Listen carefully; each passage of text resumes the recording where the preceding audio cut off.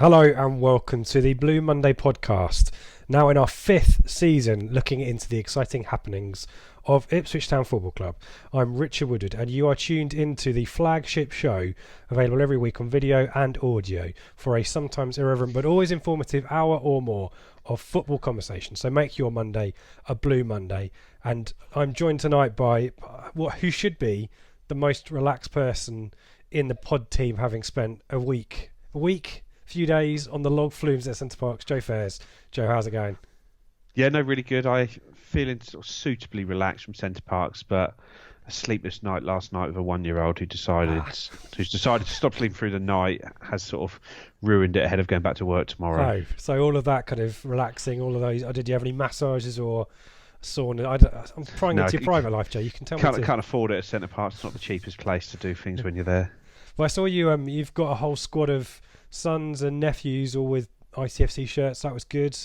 You practiced any of your free kicks, curling balls around them three, or no? Or not yet. No, they're not the most helpful at either standing still or sort of doing very well if the ball hits them. So you've got to jump at the same time as well. You need to train them how to do that. So on the agenda, because it's November, there's no league football for us to talk about. A break.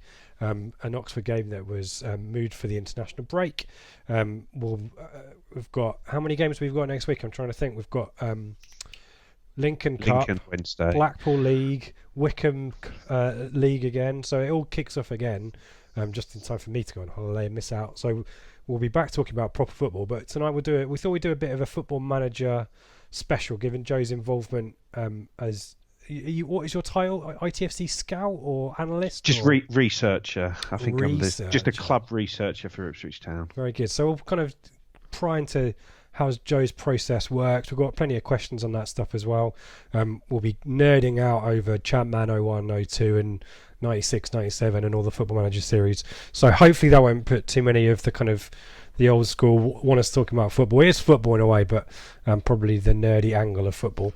But we'll start with some news, shall we, Joe? And you can tell us all about the under-18s 2-1 victory over Exeter in the FA Youth Cup. Sounded like we made a good start, and then it was a little bit nervy as it went on. Is that a fair summary? Yeah, basically, we first half we were really good. We just totally dominated the ball, dominated the game. We didn't create a huge amount of chances, but we scored a relatively early goal through Conor O'Reilly, and then sort of one later in the half through Colin Opong. And it was a nice goal, that one. A really good finish. Him and Simpson were a real handful for the Exeter defence, and they just didn't cope with us at all in the first half. But as soon as you came out in the second half, you could sense that they'd had a rollicking at half time and were sort of told, basically, don't go down without a fight, and this is your chance in the cup here. Because I was sitting in the director's box and their manager's in front of us, and you didn't really hear him much in the first half, but from the second half he was just barking out literally the whole 45 minutes. The players were shouting at each other. It really was a sort of, let's get this tempo up and let's give this a good go. And they did get one goal back, and the keeper Jake Alley made sort of one good save, which I think may have been at 2-0, and then one really good save at 2-1.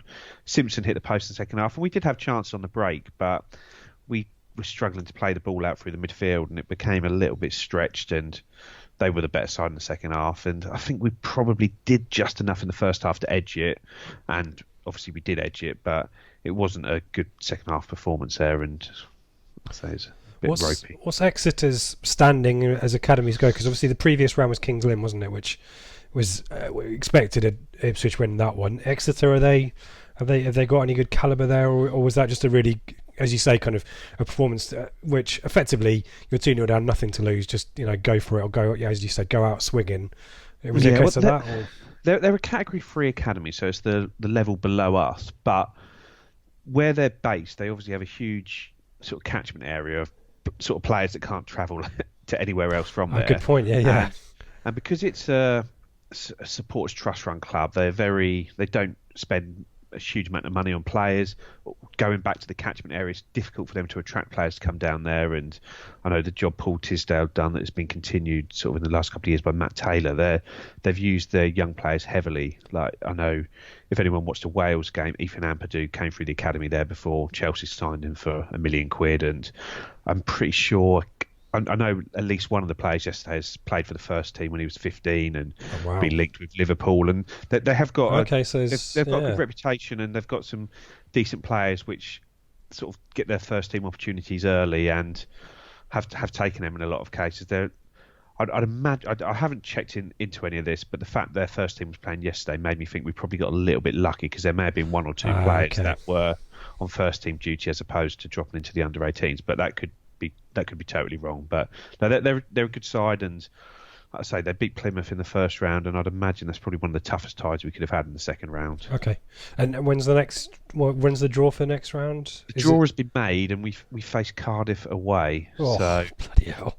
Yeah, that's almost as bad as Exeter getting in such a way, isn't it? And yeah, so Cardiff away. I think it's got to be played before the 16th of December, so it'll be in the sort of coming few weeks.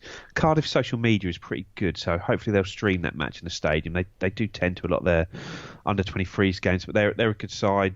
We came second in the league last year after a poor end, and they won the league. They pipped us to the title last year, and we beat them 3-1 a few weeks ago. So we're probably the two best teams in the league, and have been for maybe the last sort of 2 or 3 years in the Category 2 Southern League. I was going to say they're not Cat 1 despite their Premier League kind of spells. No, they've been 2 since the start, really. We've played them a lot. We've been in their league since the very start, so we sort of know all about them.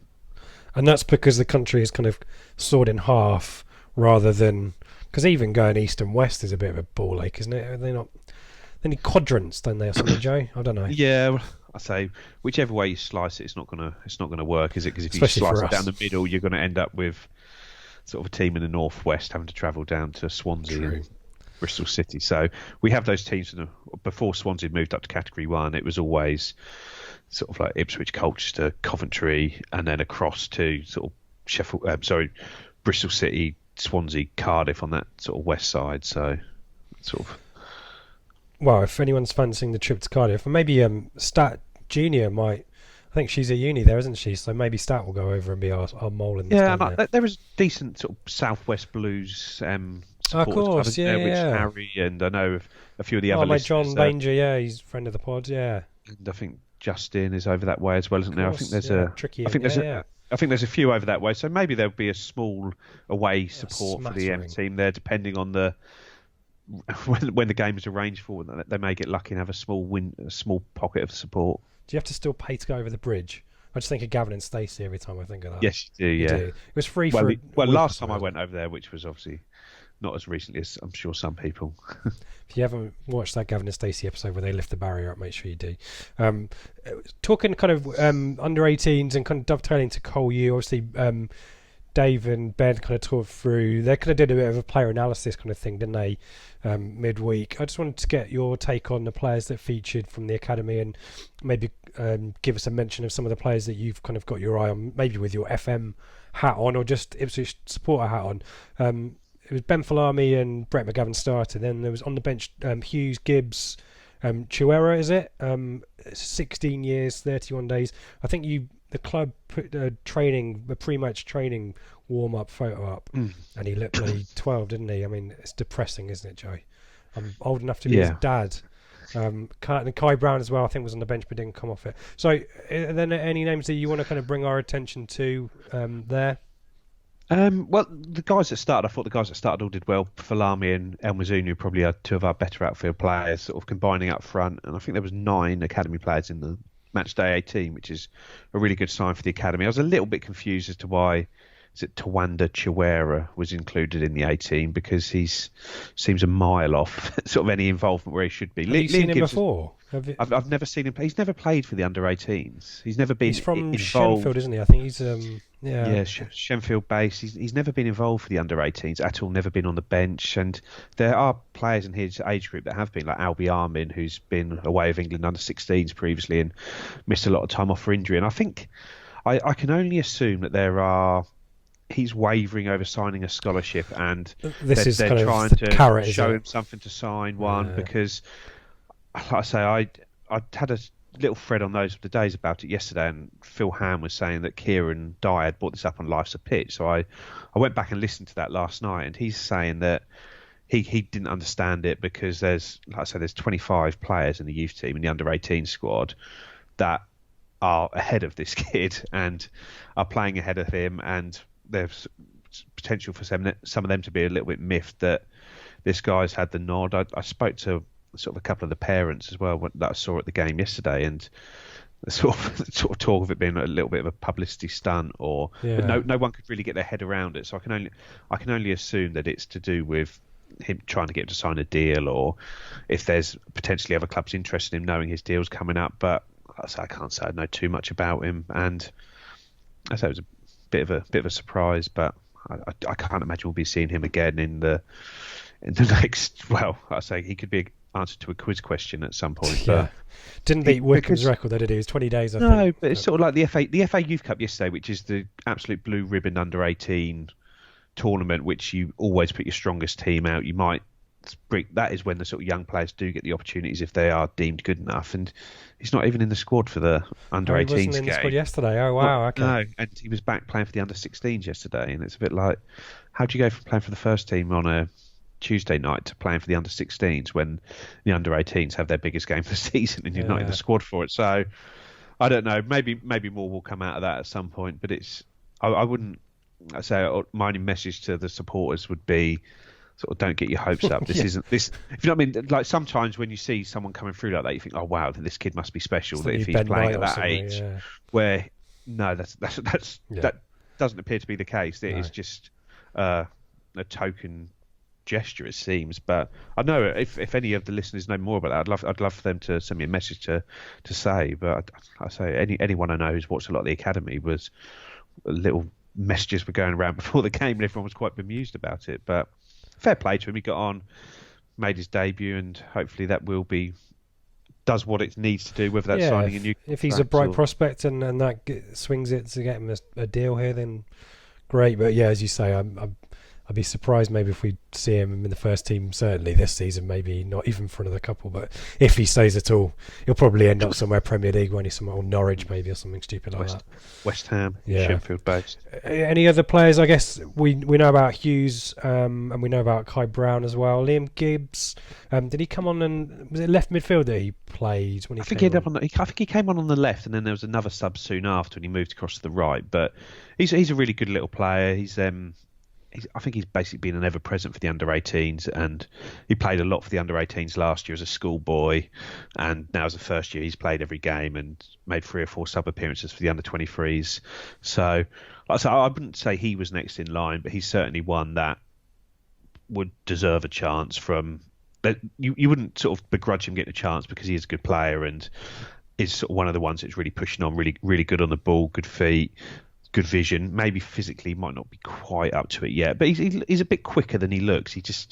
But he's a really good player, and he did well again yesterday. So our involvement in that competition continues. Obviously, we were drawn against Peterborough away over the weekend, and that'll be played on, I think it's the first week in December, so that'll end up being the 4th. So we're going to have Saturday, Tuesday, or Saturday, Wednesday for quite a while into December. Would you expect a bit of a move to the first team to try and get through that one, or is it a case of play these youngsters and some of the reserves until we get knocked out, Joe? I think it's going to be youngsters and reserves until we get knocked out. I suppose that it might change if we get within sort of spitting distance of Wembley, if this is a semi-final and you've got the game ahead of you. But I say again, this was when I listened back to Life's a Pitch yesterday, Dyer saying we've got a squad of 28 players. Like, Lambert is lucky to be having these cup games at the moment, because that gives him a chance to actually sort of utilise the squad and try and keep players happy and keep them playing.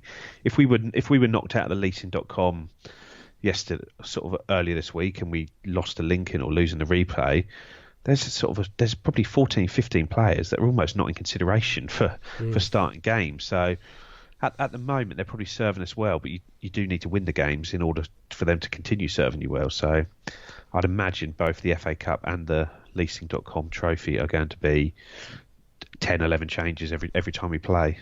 And we'll come back to talk about Lincoln on Wednesday at the end, but yeah, I suspect that will be similar, won't it, given our disrespect to the FA Cup historically. Sticking with Peterborough, I want to get your thoughts on this one. This kind of broke. TWTD put this up. I think it was an interview with the Peterborough Telegraph. This Peterborough moaning about Wickham and us playing the depleted Bolton team with their youth players being unfair, and where would we be in the league if Ipswich and Wycombe hadn't got those 3 extra points, is kind of spiraled a little bit, and is now a little bit more serious because Darren McAntony, the Peterborough owner, is talking about legal action. Let me give you some quotes. If Wycombe or Ipswich win promotion by a point over teams who didn't play Bolton and Bolton's youth team, it will be wrong. The EFL have potentially opened themselves up to lawsuits. The Bolton team is now stronger. They will be well coached by a top manager and backed by a brilliant fan base. The league didn't handle this well. I mean, I think we can agree that he's right that the league didn't handle it particularly well. What's your take on whether lawsuits would follow if Wycombe... I guess the easiest thing for us is to get promoted by 4 points, isn't it? Or whatever it is. But yeah, what's your thoughts on that one? I know he is a bit of a sort of gobshite is probably the best word to describe him, but I think he does have a point in reality. Like, it is, we got, like, admittedly the fixture list is always unfair on certain teams. You might play one team when they've got an injury crisis, you might play another team at the end of a window, and all that stuff, and that does happen. But the reality is Bolton were a side not fit to be at this level. And it wasn't because of injuries, it wasn't because of suspensions, it wasn't because of anything, apart from the fact that the club were in an absolute financial hole, and they did not have a sort of a proper number of senior pros on the books, and that is, and they shouldn't have been able to start the season in the state they were in. I think it was wrong that they did start the season like that. We beat them 5-0. It could have been 15. You saw they show, like, on the, I know some massive fan of this, but the XG tables, and like when you look at the experimental 361 tables, and a lot of them, Bolton's results for the start of the season have just been totally discarded, because you've got for the YouTube, you've got a graph of this size, 23 clubs are in this area, and Bolton are there. The outlier, and it's like, and it's wrong. We were fortunate we played them when we did, but like you say, I think we just need to make sure we go up by more than a point, I think, and that ends the argument. But I say it wasn't right that it happened like that. We were beneficiaries of it. I'm sure we would have beaten Bolton anyway with a proper team, because we're better than them. But you see that the way they're picking up results, they're hard to beat. They're resilient. They're into the positive now, Joe. They're going to be moving ahead of Southend soon, and I don't particularly like McAnthony, but I think he's got a point on this, and this will rumble on. Presumably, any legal action is the league and their handling of the situation. But do you think Peterborough, if Peterborough go up now, first or second, does this happen? Does any other club come out of the woodwork, or is it just because it's Peterborough and Darren McAntony? Does Andy Holt get involved? I know he wasn't happy about this. Where do you draw the line here? Because this rest of the seasons to go. We're talking maybe 2-3 months, weren't we, where this is a factor. I suppose the precedent, if you're looking at football, would be the sort of West Ham, Sheffield United, Carlos Tevez, Javier Mascherano effect, where they effectively admitted that West Ham were in the wrong. Sheffield United were relegated because of a player who should not have been playing, and there was a massive payout made to Sheffield United from West Ham. Well, league table wasn't changed though. No, but that was one thing. And whatever happens this year, I don't think the league table will be changed. But if Peterborough do miss out on goal difference behind Wycombe and then lose in the playoffs, or they miss out in the playoffs by goal difference behind Tranmere, another team who beat them, then there's going to the EFL are going to have a case to answer, because they're supposed to be the custodians of the league, and they've made a massive balls up at the start of the season by allowing Bolton to start in that state. It was, and looking back, I mean, Bolton were on the verge of kind of complete collapse several times throughout the summer and into the season. So, as you say, he's got a point. I think it's... And who were the team that were due to play Bolton? Was it Rochdale that was supposed to be playing Bolton, and the game was cancelled Friday night before the game? Or Doncaster? It was cancelled the Friday night before the game because Bolton only had under 18 players who couldn't play that many games in a week. If Bolton beat Doncaster in a rearranged fixture, and that went a Doncaster team competing for the top 6, they're going to have every right, even more than Peterborough, to feel very aggrieved, because they've basically lost a guaranteed 3 points. Should we do a bit of a roundup for the games that were played over the weekend before we move on? So we've Peterborough, I don't think, played anyway. So obviously the slow news day in Peterborough then. let's start with today. Wycombe saw out Tranmere in the first half. Really, though, it's quite an even game from what I have checked out on the stats. I don't know whether you was this on Sky, Joe. It was on Sky. I didn't catch all of it. I saw bits. Beast Mode was scored a decent header, and can he play 3 in a week? This is the question. I was speaking to a guy who's a Wycombe fan, and they've got a few players I don't think who can sustain 3 games a week. So we've got to hope that some of their better players, or they'll rest them, won't they? But I don't know. It wouldn't surprise me if. Why would they rest them to go to Ipswich away? I know surely you want to get the 3 points in a more winnable game on the Saturday, and you just write if they're going to write a game off, you're going to try and win the Saturday game rather than probably the hardest away game of the season. When you take a point, maybe, and difference between a point and none is not as much as 3. Other results to talk about: Blackpool, who we play next weekend, 2-0 winners over Wimbledon. Bolton, as we've talked about, 1-0 winners at home. Daryl Murphy with a goal, and they are now into positive points. Coventry were behind for a big chunk of this match, but came back to win 2-1 with an amazing goal from Liam Walsh. Maradona-esque, Messi-esque, the Coventry Twitter account has said, I reserve judgment. I'm not going to say anything because people were tweeting me the goal, Joe. I don't know whether it's trolling. I don't know whether it was... but yeah, I wasn't there. It's a shame that it wasn't a draw, because that would have kept us even another point further ahead at the top of the table. Lincoln stuttering.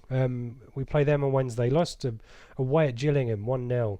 And Rotherham, who are on a little bit of a run now, beat Accrington at home. So Wycombe go top, 3 points clear, but with having played 2 games more than us. Coventry now third, ahead of Peterborough, but they're on the same amount of games now. And Blackpool and Rotherham, as I say, on a little bit of a climb. Now make up the playoff places, but we've got all kinds of 16, 17, 15 games played there. I think we need to wait until maybe the end of the year before we start looking at the league table with anything, any kind of scrutiny.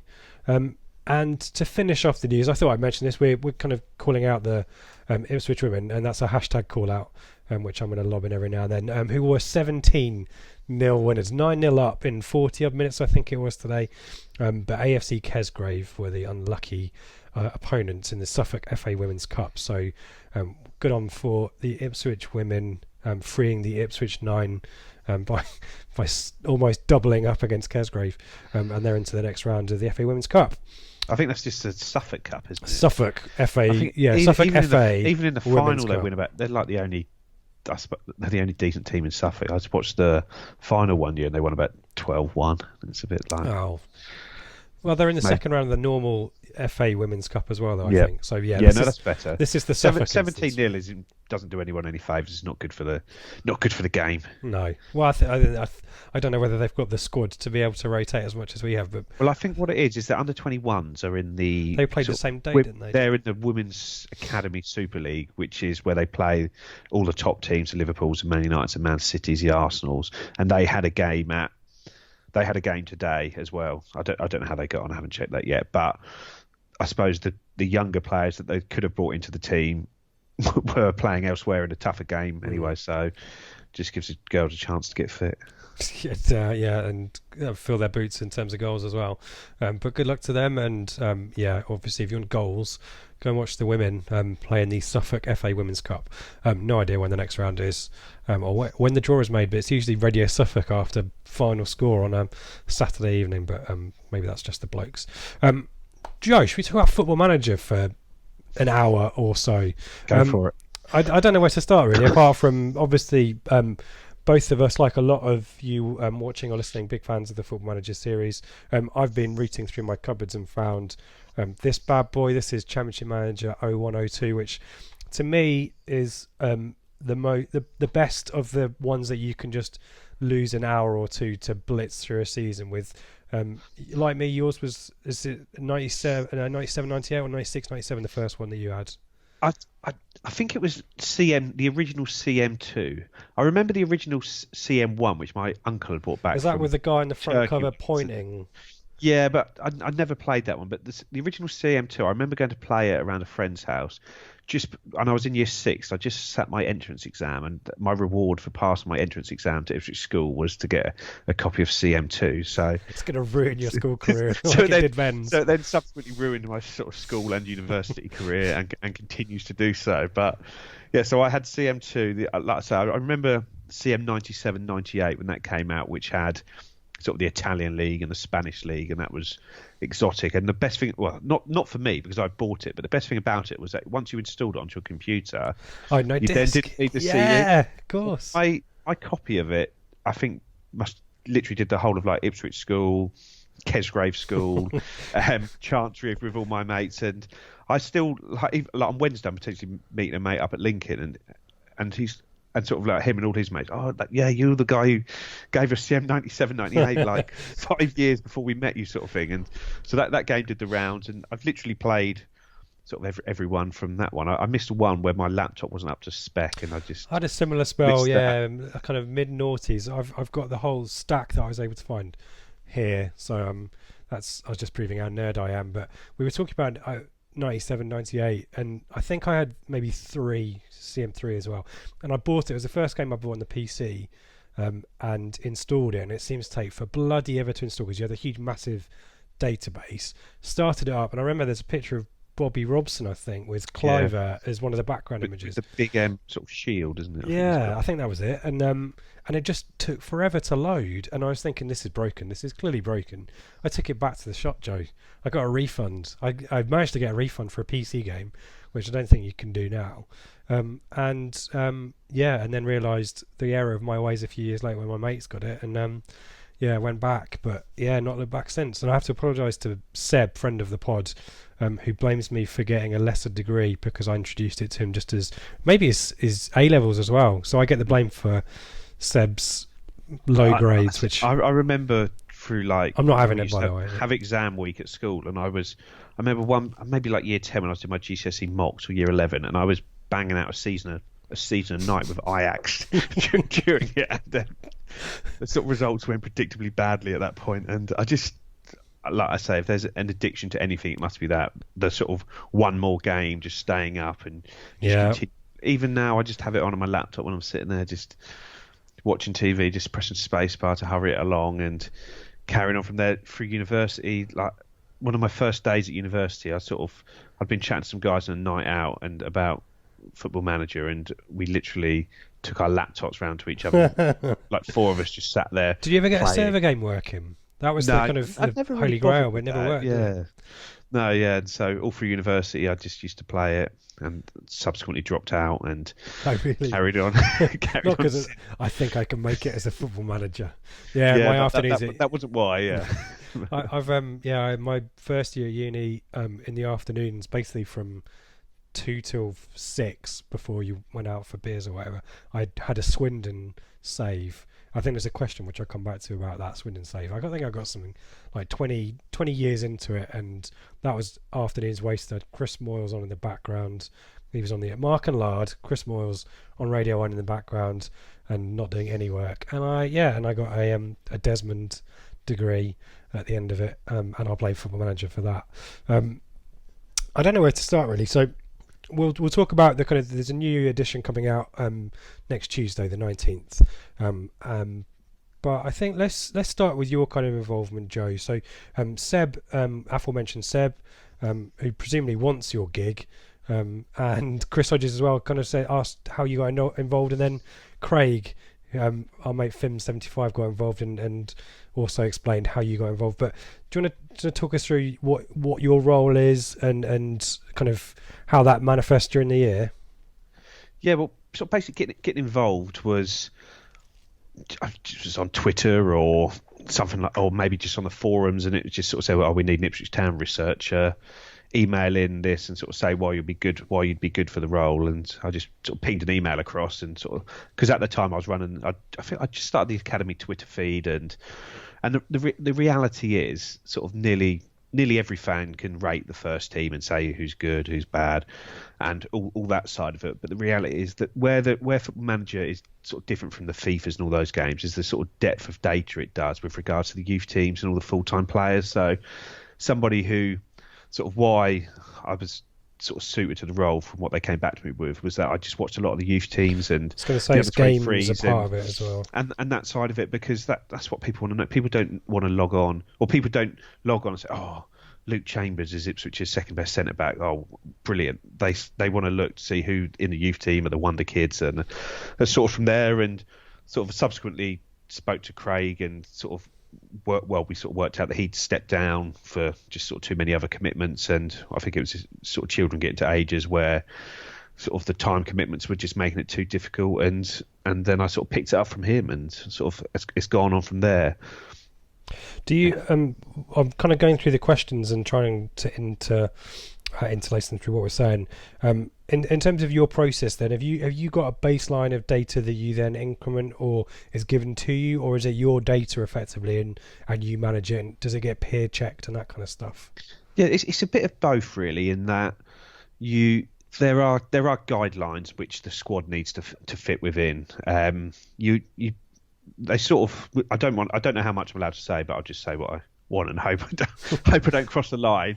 But realistically, you get given a sort of rating for your top 16 players, which you need to be within. If you're slightly above it, slightly below it, as long as you can explain that, then it's not too big an issue. But you can't be miles above it. You get a sort of level where your star players should be. You get a level where your squad players should be, and a level where your sort of other players should be. And sometimes I've had to go in with players over star level. Sometimes I've not had enough in there. So it's not it's by no means a by the book. This is what it is, and you use that as a baseline to start with. And with regards to the youth players, the academy is rated, and you have a baseline of what sort of players would normally be coming out of the academy. Fine. So the potential ratings are Chelsea players are generally a higher potential rating than Ipswich players, who are a higher potential rating than Cambridge players. But to be honest, I don't pay too much attention to that on the academy side. I think I watch enough sort of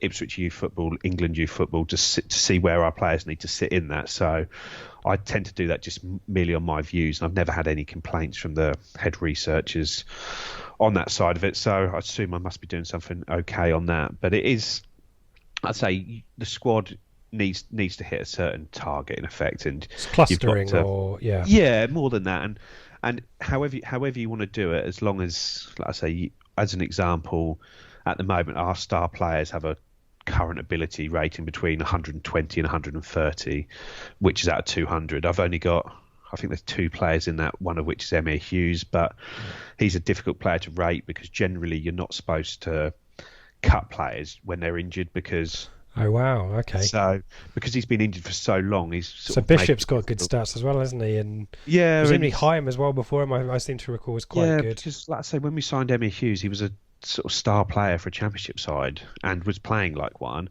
and now he's a star player for a League One side, and the team rating has slipped, and he's been difficult to pull down with it. And sort of Tom Adeyemi had the same issue with. So there is an issue with that, and you have the issue when players sign for you from clubs in the lower league, like someone like Kane Vincent Young comes up and he's seen as a.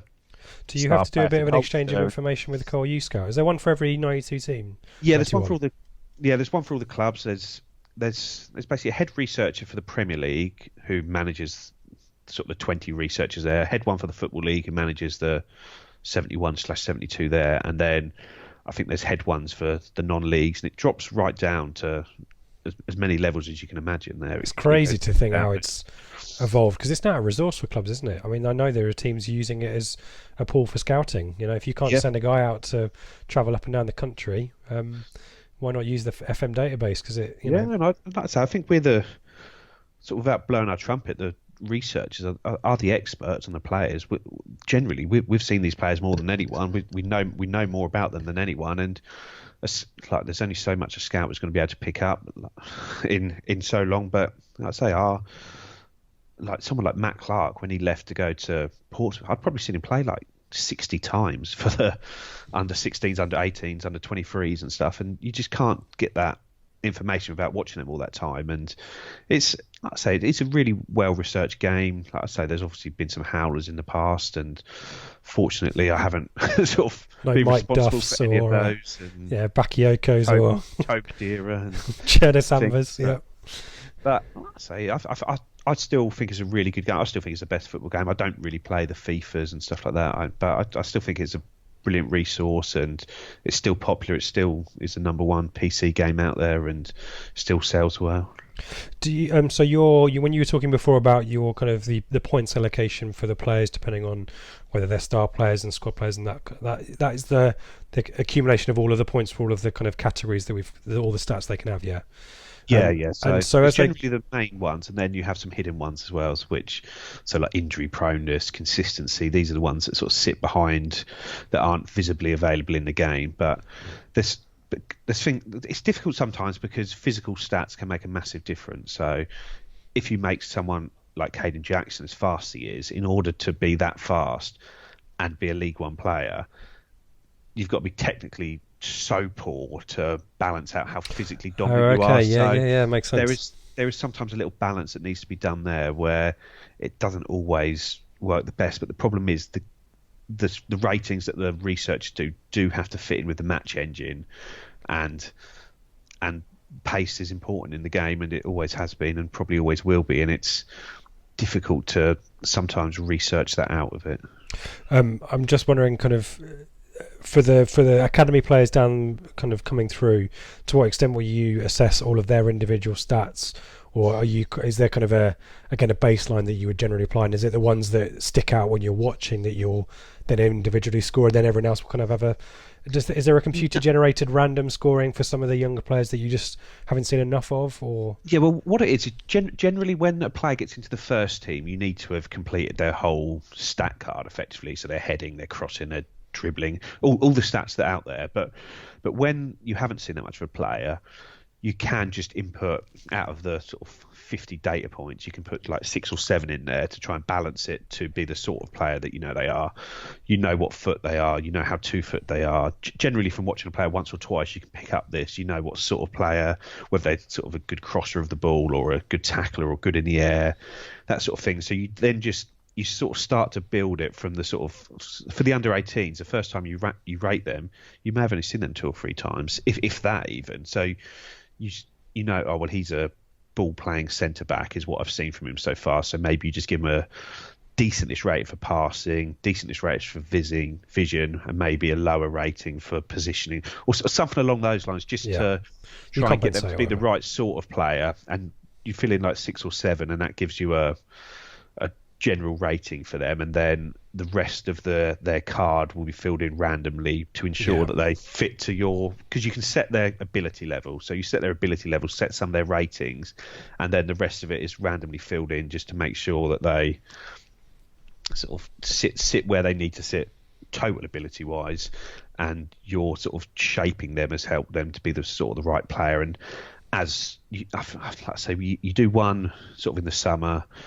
There's a little one you can pick up just before, sort of now, effectively, for the last data update before it goes. So once the season starts, then the next time you're going to be looking at these is ahead of the big January update that it does, and then it's the big summer update. So you get 4 chances sort of through the year to look at them, and it's just a case of building on each one as the season goes through, and for new signings. So you don't want to discard the person before you's work, because they're the person that's seen them play a lot more than you have. So it's a case of trying to look at how they've rated them and how that fits into your squad, and just to try and build it up as it goes. That's fascinating. I guess that one of the risks you've got is, and I know that obviously there are checks, and you've got kind of head scouts or what have you, or head researchers, and you see it invariably with football clubs where a player is more valuable to another team when they move. Supporters on Twitter will say, Claddy's gone, and I love it how you see this on the social media feed on FM19 at the moment. You know, different opinions of players, but is there anything to be said for that kind of bias of Kane Vincent-Young might be moderately rated by Cole U? They wouldn't have said he's a star player potentially, and suddenly for us, he's probably gone from a squad player maybe to being at the top echelon of that. So, is there any kind of redressing of any statistical analysis that has been done when we sign players? I guess that handshake from, you talk about Emma Hughes coming from Cardiff to Ipswich. Do you start with a blank sheet of paper? I assume you use the baseline you've got, but do you factor in anyone's bias from where they might have come from before? You try to look at it through a fresh set of eyes, but you generally will use the basis that you've been sent across and try and change it from there. Someone like Vincent Young, when he comes across, like, I think he was an actual example of someone that came across that is rated quite lowly in our squad. He wouldn't have been a starter in the squad, and he's one where I spoke to the head researcher to say he's brilliant. Like, can I have a look at him, because when they transferred over, he was transferred over outside of a research phase. So okay, because you had to get the beta, didn't done. you? Yeah, okay. Yeah, and then you need to get him. I just sort of asked if I can, and like James Wilson was another one who sort of started freebie as well, of course.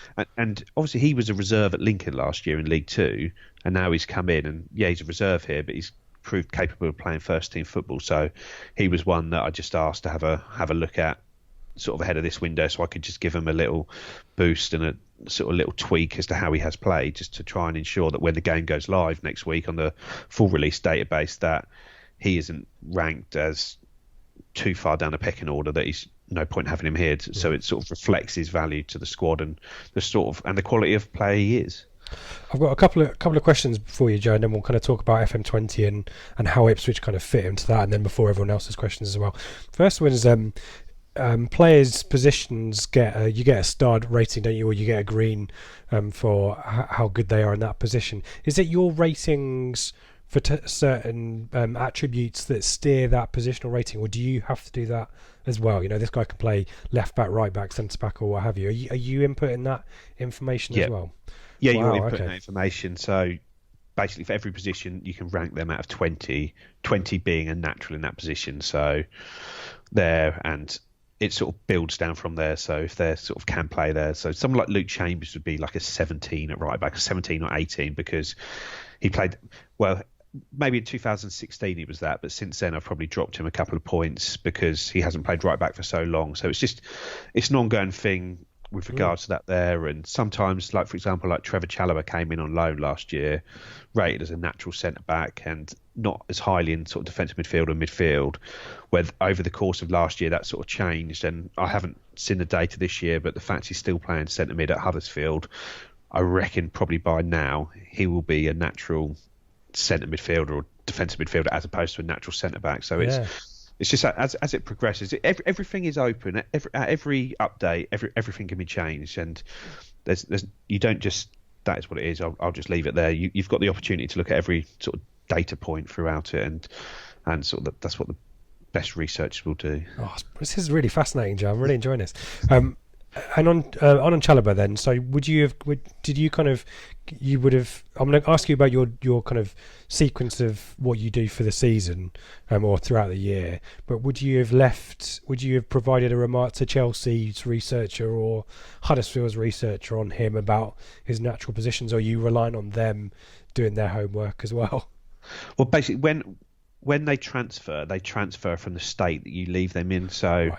I'd have been passed it from Chelsea and I'd have done it for the year, and it would have then been passed back to Chelsea for them to look at, and they could probably have a look at it, and because I'm sure their researcher is somebody who watches a hell of a lot more football than sort of probably anyone in the world, it seems. But so he looks at that and all youth football, and he may have just thought, yeah, I think he's done okay, but that isn't going to work for how he needs to be seen here, and then maybe tweaks it, and then he'll go across to Huddersfield in that state and be looked at again and sort of pick from there. So These players can just be moved. I say it's a lot easier for players that move from English leagues to English league clubs because all their files are held by the same researchers. But when players are coming in from foreign leagues, it can be a little bit of a slower process. I don't know why behind the scenes, but I assume it's much more difficult to move players from different databases across. But it was interesting when we signed, for example, like Kevin Brew and Balint Banya, who were players that no one had any idea about, and I got a sort of like a card through for them, and it's sort of shows sort of all their physical attributes which you're aware of, but the potential that their previous research, a Bulgarian guy for Brew had the Dortmund research for them, and what they've seen in them, and sending them over, and then you can sort of look to adjust from there. But it does give you a sort of almost like an insider's view on how they're rated before sort of the rest of the fans get a chance to look at them. But we don't go outside the British market too often to unfortunately know, which was one of the chats on the midweek show that was quite interesting, that I thought about, where's the cult hero Dutch player in our squad, but that's the great thing about Football Manager. Do you want to quickly tell us about your process throughout the year. You've mentioned obviously that you presumably got a stat submission deadline before the beta comes out, which I think is now usually around October time, isn't it? And 2 weeks before the game comes out, and generally. then okay, and then your final submission presumably was last week or week before, or is it tomorrow? It was actually a few weeks back, because they want to get all the data in, sort of main to be looked at, so it can be tested. But then there is a data lock, so if James Wilson signs his new contract after I'd sent my files back in, I can just send that change in. James Wilson signed a new contract on this date. Up until this date, can you update it? So it's making sure that the data stays up to date. But because you've got injuries as well, yeah, now, and I can't go in and say, oh yeah, I think I've ranked Toto Enciala as a 12 for heading, but I think he actually needs to be an 11. That sort of stuff is like we're far too busy to deal with that. Yeah, have a look at it next window. But we're dealing with the Premier League, Joe. If that's all right. Yeah, well, like Jack Lancaster, there was information from Paul Lambert that looks like he's going to be out for the whole season, where they'd originally said 4 months. So that was one where I just sent in to say, can his injury be updated so he's not back till the 1st of May? And so just to try and keep it as accurate as you can, just to try and move these little bits on there. So they're the little changes, which are sort of big data changes. I'm sure if Liam Gibbs came on, scored a hat-trick against Colchester, and then started the next game and scored 2, then I might be asking for his file to come back to me so I can have a look at him to potentially update him. But generally, they're pretty good, and they're really, like I say, my head research guy called Dean Gripton, who I think was a really good scout on one of the early versions of CM, and he's my head researcher, and he was sort of very open. If he thinks I've done something wrong, he's not afraid to tell me that certain bits need to be looked at again. Generally, he's fair. He's very receptive if I have some things which are slightly outside the guidelines, as long as I can argue them. One a few years back was sort of just like jumping reach is based on height, and Daryl Murphy isn't that tall, but yet he would beat everyone in the air. So I'd managed to sort of push that up so he could his sort of stats could reflect how good he is in the air, and so certain things like that are what come in. So you'll have a January transfer window update as well, presumably. Throughout, and is there any other? How many data updates do they do?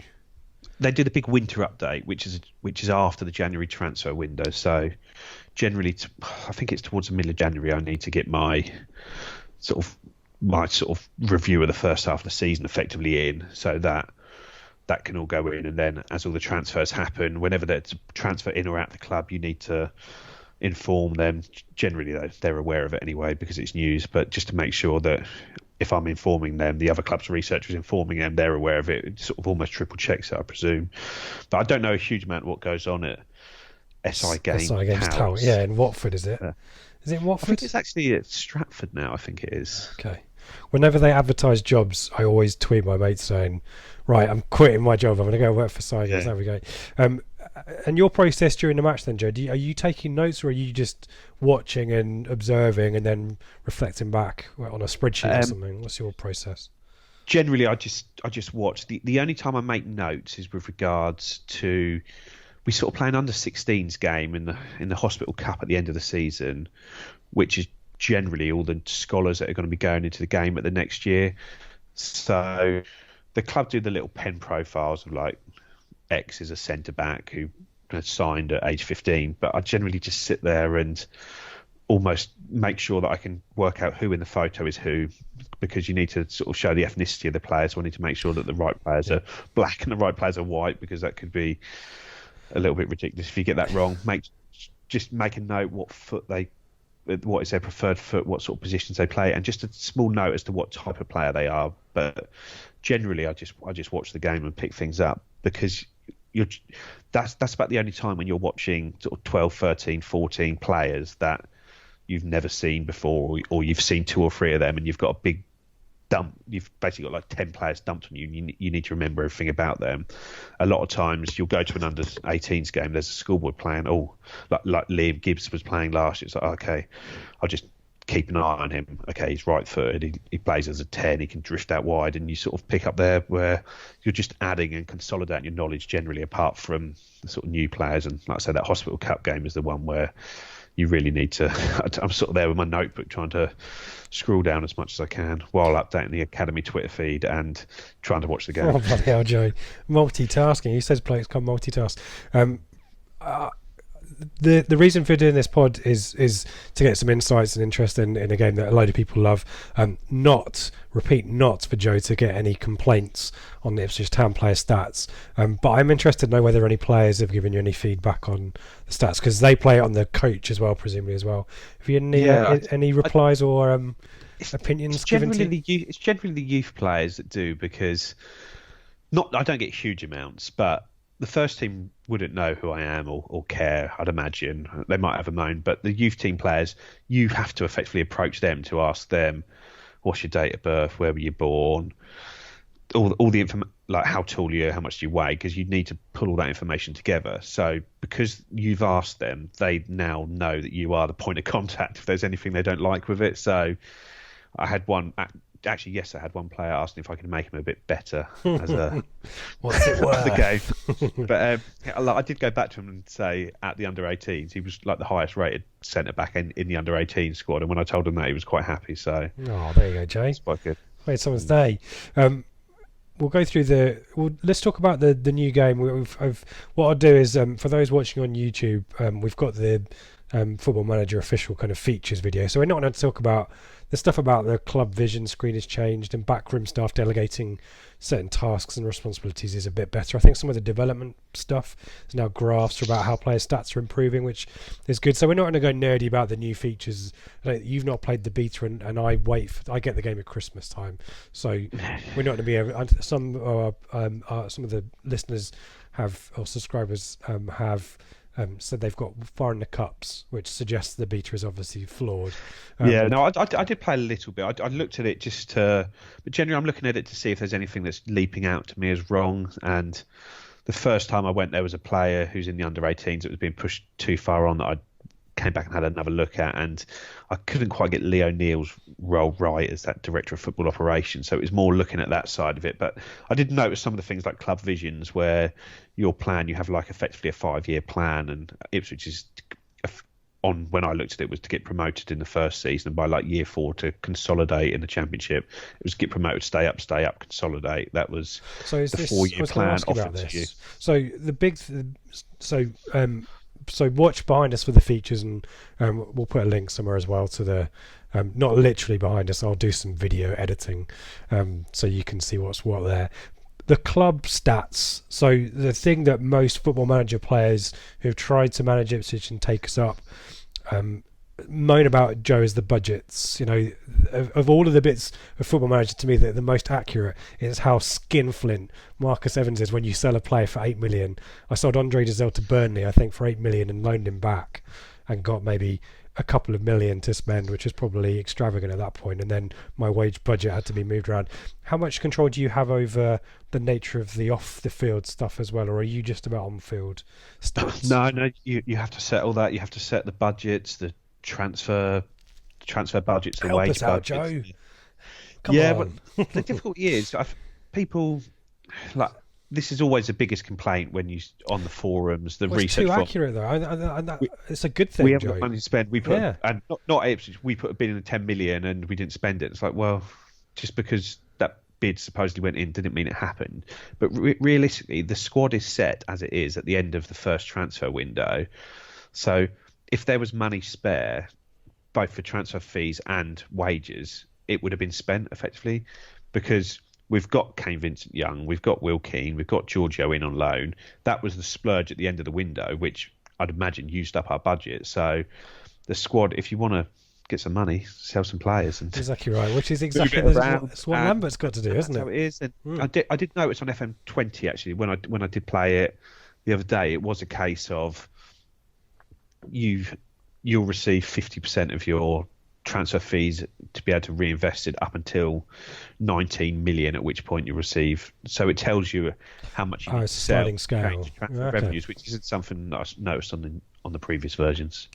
But I think that's great. I mean, the thing that Football Manager has evolved to is it's such a real experience, and that is a real occupational problem that McCarthy, Hurst, and Lambert have had. Is the budget is largely quite inflexible, and I think it's great that that's echoed in, and it makes it more of a challenge. I think there's things you can do to cheat. We all know about saving the game before a match and restarting and all that kind of stuff, and setting up another team. But actually, the experience is to try and do something with this team, isn't it? And League One, Joe, presumably Ipswich are going to be the big fish in a small pond, and FM 20 players with Ipswich should expect to be doing alright in League One because of what we've talked about. League One's crap. Sunderland have got a good squad as well on there, but you look at the team, and Ipswich and Sunderland are the favourites to go up, as they were in real life and as they should be. And I say it's just a case of, I don't know, I think every manager should get out of that league in year 1 or 2 with the squad we've got. But survival, then, it's not going to be easy. Any kind of big I think we might have a question on this, but I'll ask you just in case. Any of your kind of how long have you been doing this role for? When did you take over from Craig? I can't remember exactly, but I think it was about 2014, maybe 2013, 2014. So are there any kind of big marquee players that you spotted early? I know you've got the kind of academy account anyway, but for FM, any players that have come through and done really well that you scored and said and you advocated for to your researchers?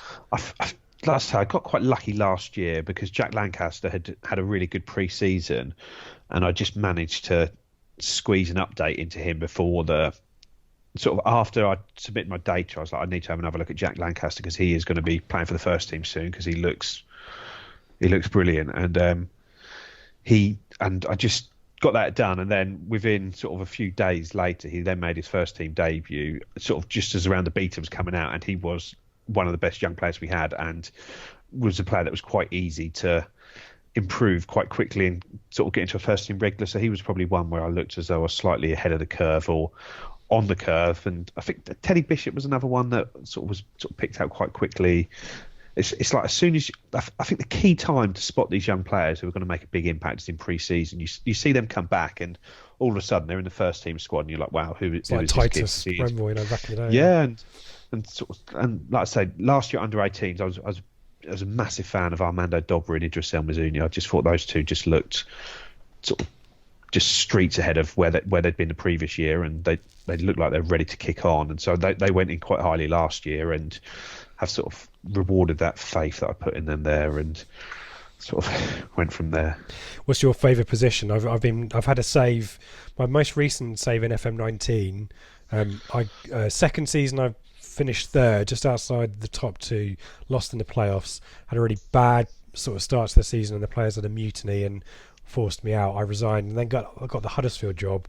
I tweeted about this, have a look at my Twitter feed, but got a 50 million war chest to get them promoted, which I did. I got them second, signed McGinn, signed Courtney Howes. I went crazy, Jay.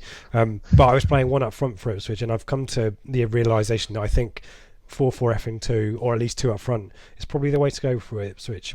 What's your kind of preferred formation with Town or Football Manager? I'd really like to get a good sort of 4-2-3-1 going, but 4-1-3-2 was the formation on the last one that really worked. And the problem is, it almost becomes formations that work too well. And in the year before, it was 3 strikers. The year before, it was 2 strikers on the last one. And whilst you don't want to, it's not cheating, but when these formations, they work, and you sort of end up just going back to them. You try and play it back to how you think it should be, like 4-3-3 and 1 up front and getting runners around him. But then when you start struggling and there's a formation that you can change to and it's going to elevate you up the league table, it's quite hard to go away from. So. Yeah.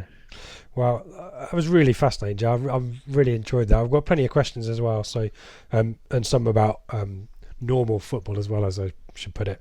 Let's go through the FM questions first. Let's see if I can do this.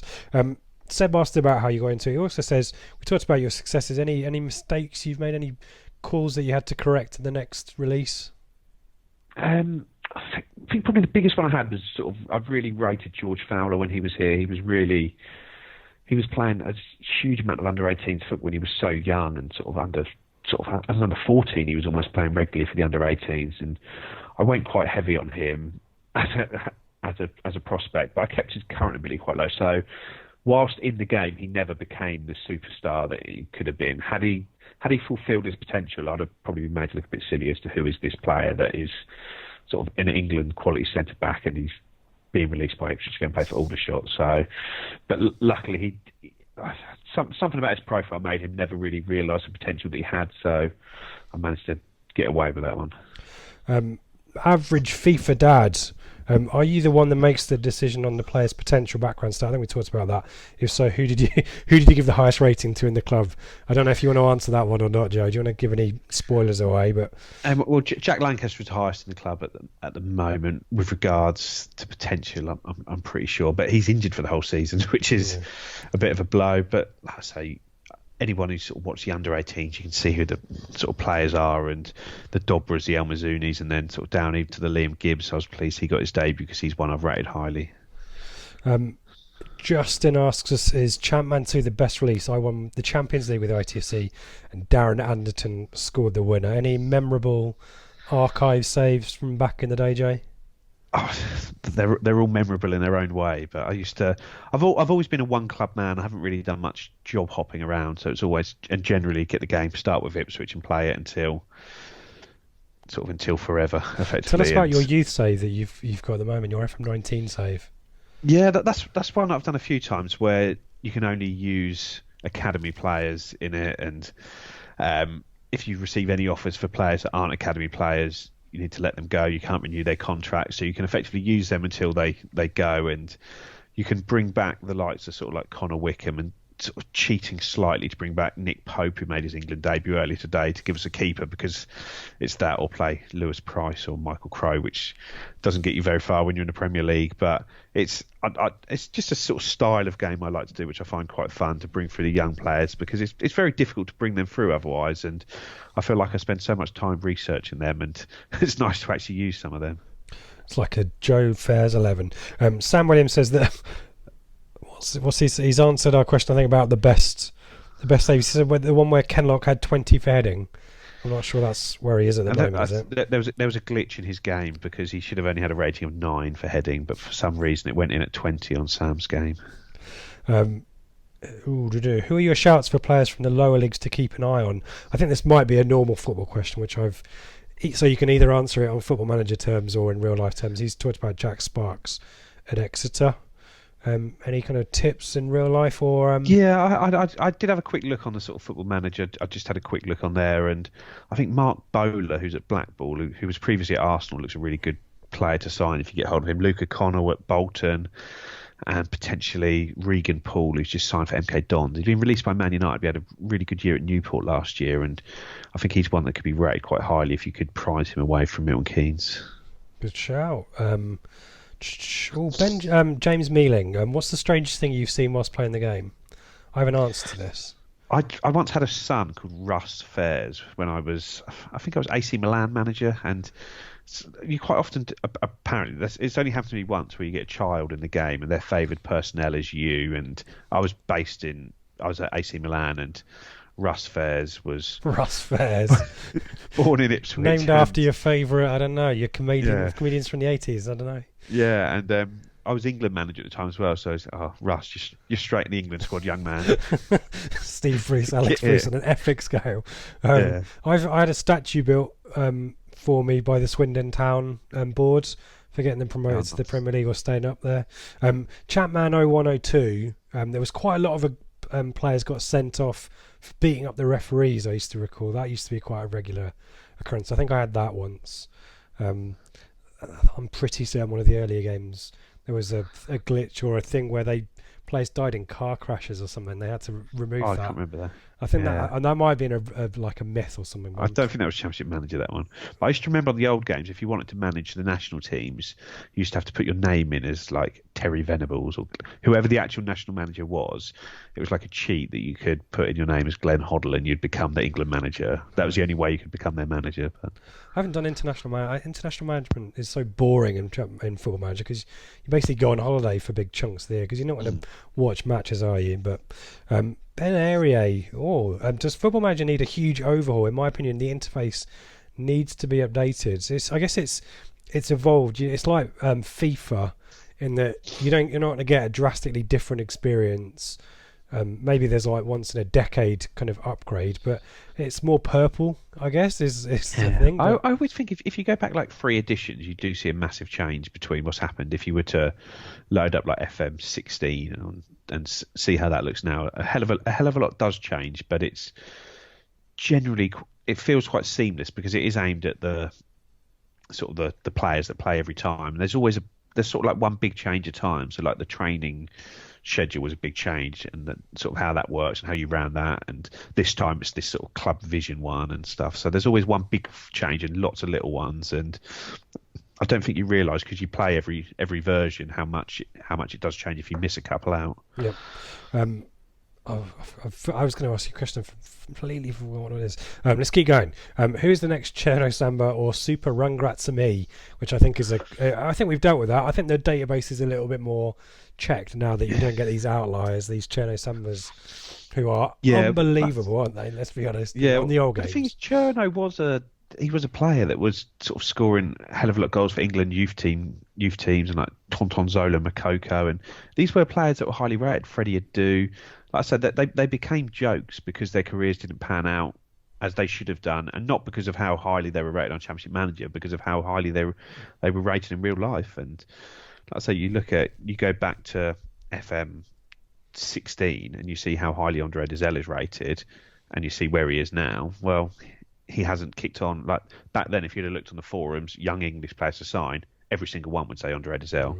Oh, I'm Liverpool, I've signed Dezelle. I'm Spurs, I've signed Dezelle, because all the best young players are at big clubs now. And if there's players that are top players and they're at Category 2 academies or Championship, League 1, League 2 clubs, like I'd imagine Luke Matheson at Rochdale is going to be a wonder kid to sign, because he is in League 1, so he's going to be easy to get away from his club. If you're a big team, you're going to offer $1.5 million and you're going to get him comfortably, and he's a quality player. I remember the question I was going to ask, which is how much do you delegate your responsibilities? Because I think there's a bit of a revamp in 20 for delegating tasks out. Are you kind of a tracksuit manager, or are you a rock up on the match day manager? I do it differently each time, really. Sometimes I just think I want to have a director of football who does all my transfers in, all my transfers out, all my contracts, and the first team manager. But I found that function doesn't work that well. So, like, because you still have to set the budgets between like wage and transfers. So I remember like one time it was like the end of the transfer window, and I kept offering money for players, or my director of football kept offering money for players, and then the contract be rejected, and I'd look, and it's like, because they're asking for 60 grand a week and I'm offering 2 grand a week because I'm at the top of my transfer budget or my wage budget. So then you have to move the sliders across, and then all of a sudden the next player you sign, and it's a bit like, I'd love to do one where the director of football is a proper, and you were in there as a coach and you were given everything and you've got to work it out from there, and you're told you need to start integrating youth players. I think that would be a good way to do it. And the flip side, you become a director of football and you have to manage your manager. But hopefully, like I say, if that can happen in one of the future versions, I'd quite enjoy that. I do nothing, Joe. I'm so late. I quite like doing the transfers, team talks, but training, I've never done anything on training because I always get it wrong. And then they rock up and we're crap at defending corners or something like that. I've just been burnt too many times on that one. Let's deal with real life questions, shall we? Jack Barron, do you think Bolton will stay up? Let me give you the league table. So that we talked about them being in positive points. Yeah, I think they've got a little bit too much to do. It's 12 points from safety as it stands. Yeah, it seems doable, but I think it's going to be hard because you can't expect MK Dons to keep losing as much as they are. You've got to think they're going to turn that around slightly, and to get 12 more points than anyone over 34 games is a tough ask. So I think they'll get close, but I hope they don't get close and then there's another points deduction for not fulfilling fixtures, because that would make it a real kick in the teeth. So I think they sort of are where they are now, and hopefully they either go down and can have their points deduction and just get it out of the way this season and move on to next year with a clean slate. Luke Penning, haven't been totally impressed with what I've seen from Will Keane. Are there any of the under-18s not mentioned previously, although we have talked about that, that can make an appearance in the first team, whether it be a cup or cameos? He rates O'Reilly and Oppong that we've talked about. Your thoughts on Will Keane and whether there's better options maybe that we haven't seen too much of so far? I don't think he's really had fair crack of the whip yet, Will Keane, and that he's sort of come in, played a game here, dropped out. He'll play missed Lincoln, games. won't he? And he hasn't played with.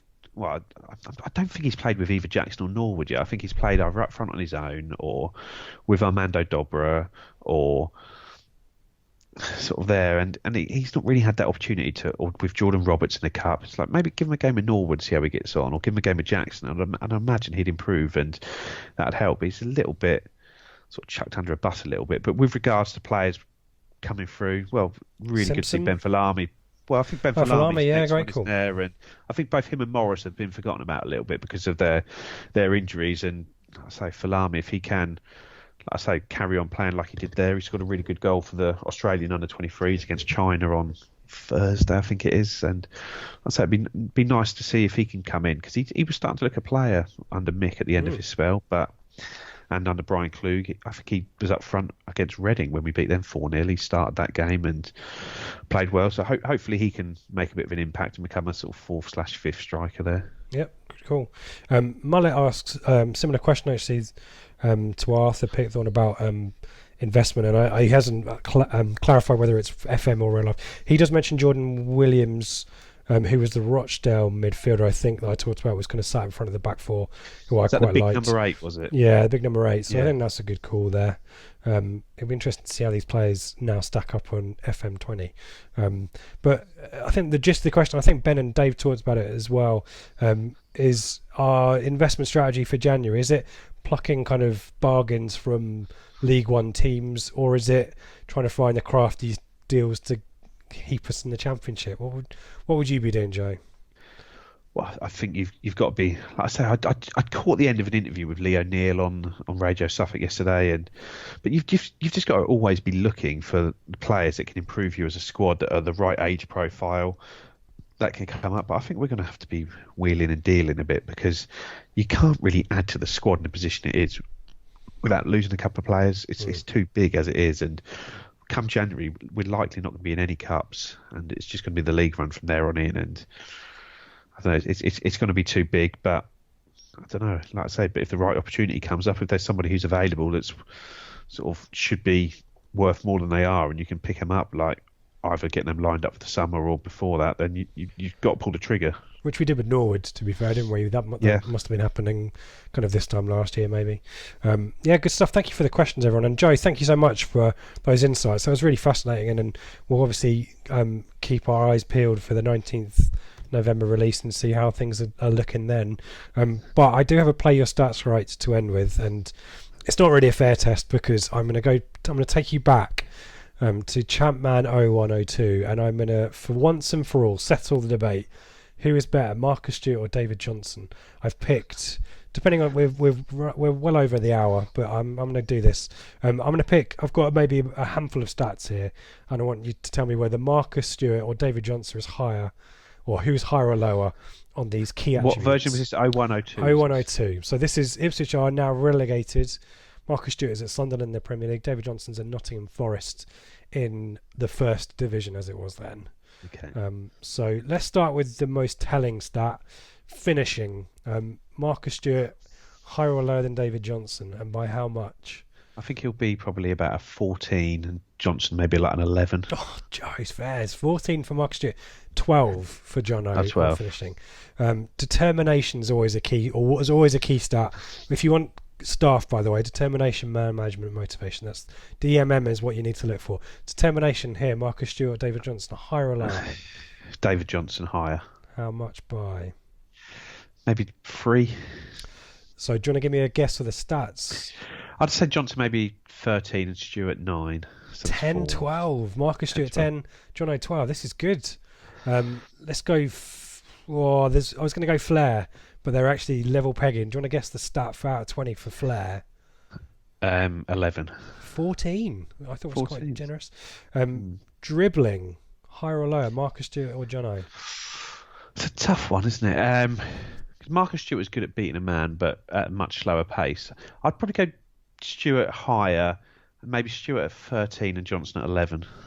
Stewart's a 13, Jono's a 12. This is impressive stuff. I'm testing your credentials and you are coming up. Smelling the roses, Joe. Heading. I was also a level pegger. Yeah. Give me a score out of 20 though for you. Your estimate. 13. 12. Not bad. 12. Influence though. This is the big one.